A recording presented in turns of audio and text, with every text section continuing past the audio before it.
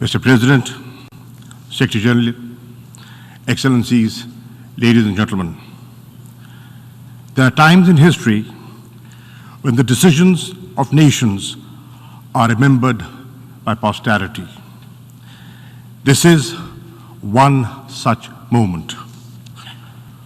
What we do today or cannot do will be recorded in history. Driven by arrogance and emboldened by impunity, Israel has mounted a relentless onslaught on the occupied and beleaguered people of Palestine. As we speak, children, women, and men in Palestine are being killed with impunity. In 1 week of Israeli attacks, over 250 Palestinians have been killed and thousands injured.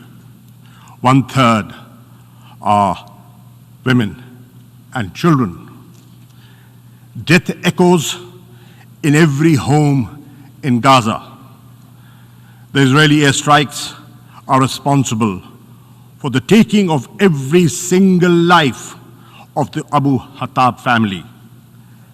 2 were women and 8 children.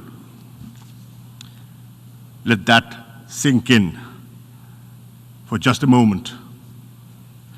Hundreds of such tragedies are being enacted every hour in Gaza and other parts of the Palestinian territories.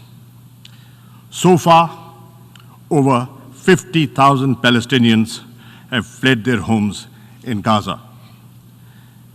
There is limited access to water, food, hygiene, and health services. Hospitals and access to water and sanitation services depend on electricity. Fuel for the power plants has almost run out. Gaza is plunged in darkness, literally and metaphorically. The only light is that of Israeli explosions.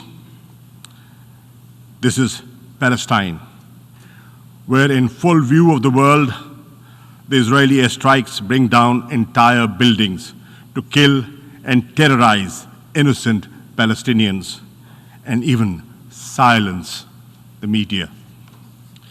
It is time to say enough. The voice of the Palestinian people cannot and will not be silenced. We, the representatives of the Islamic world, are here to speak with them and for them. Mr. President, it is appalling that the Security Council has been unable to exercise its primary responsibility for the maintenance of international peace and security. The Security Council has failed even to demand a cessation of hostilities. Those preventing the Council from doing so bear a heavy responsibility.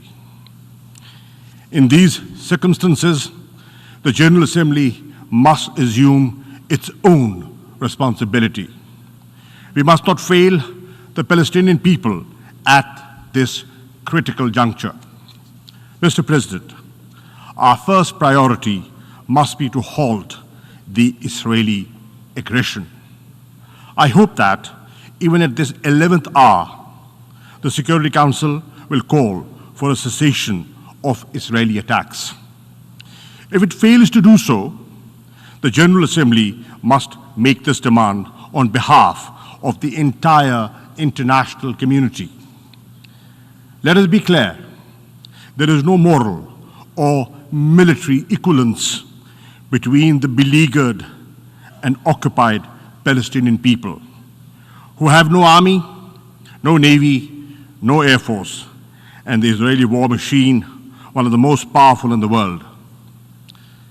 This is a war between a military occupier and an occupied people. It is a conflict between illegal occupation and a legitimate struggle for self-determination.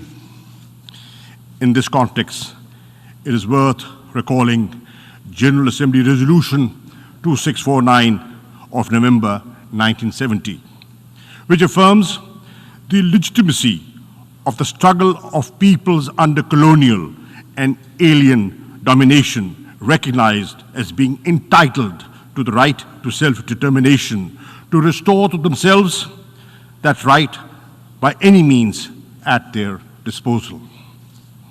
Second, we should mobilize all possible humanitarian help for the devastated Palestinian population in Gaza and other parts of the occupied territories.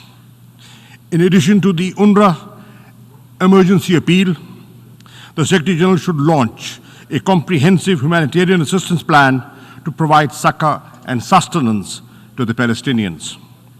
We need to send medical teams, medicines and other supplies, food, other necessities to Gaza and other parts of the occupied Palestinian territories.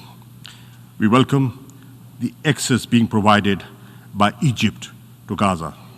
Israel must open all access points to Gaza to ensure the timely and urgent delivery of international assistance. Third, the General Assembly should call for concrete steps to protect the Palestinians. We should deploy an international protection force, as was called for in the General Assembly Resolution ES 10/20 and as demanded by the Islamic Summit Conference on the 18th of May 2018. If the Security Council cannot agree to send the protection force, a coalition of the willing can be formed to provide at least civilian observers to monitor a cessation of the hostilities and supervise the provision of humanitarian help to the Palestinians. We also call on the Secretary General and the High Commissioner of Human Rights to offer protection to Israel's Arab citizens who are being lynched and murdered by fascist Israeli gangs at the present time. Fourth, the General Assembly should condemn Israel's forcible and illegal eviction of Palestinians, including in Al-Jarrah district of Jerusalem, and continued construction of Jewish settlements. The onslaught against Palestinians worshippers in Haram al-Sharif and Al-Aqsa Mosque, the first Qibla of Islam, during the month of Ramadan, and Israel's brutal and indiscriminate aerial and land bombardment of Gaza. Israel's crimes against humanity should not escape accountability. There should be no impunity for violation of international law, including the Fourth Geneva Convention and other human rights conventions. The Human Rights Council, the ICC, and the ICJ and other avenues should be activated to ensure Israeli accountability for its war crimes. Fifth, we must revive concrete efforts to end Israel's occupation of the Palestinian territories and to dismantle the illegal settlements and the apartheid-like regime Israel has imposed in the occupied territories. The General Assembly should secure unconditional implementation of Resolution 242 of November 1967, in which the Security Council declared the inadmissibility of the acquisition of territory by war and demanded that Israel withdraw its armed forces from territories occupied in the 1967 war. It is therefore imperative to initiate bold steps to secure the implementation of the Security Council and General Assembly resolutions calling for the establishment of a viable, independent, and contiguous Palestinian state with Al-Quds, Al-Sharif as its capital. Pakistan endorses President Abbas's call for an international conference to secure a peaceful settlement.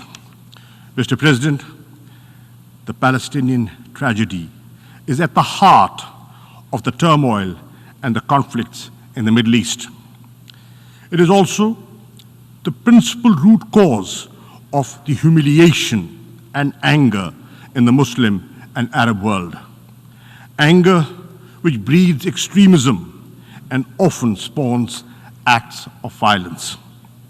A just solution for Palestine is imperative for the maintenance of regional and global peace and security. Clearly, the onus for restoring peace rests on Israel. It must end its occupation. It must implement the resolutions of the Security Council and the General Assembly. This General Assembly session must send a clear message to the Palestinian people and to Israel. It is only through determined and decisive action that this Assembly can restore the credibility of the United Nations and demonstrate its effective role in preserving world peace and global order based on equity and justice. I end with a verse from a great resistance poet of Pakistan. "E arz-e Palestine, मैं भी हाजिर हूँ." O land of Palestine, I too am there for you. I thank you. I thank the Minister for Foreign Affairs of Pakistan for his statement.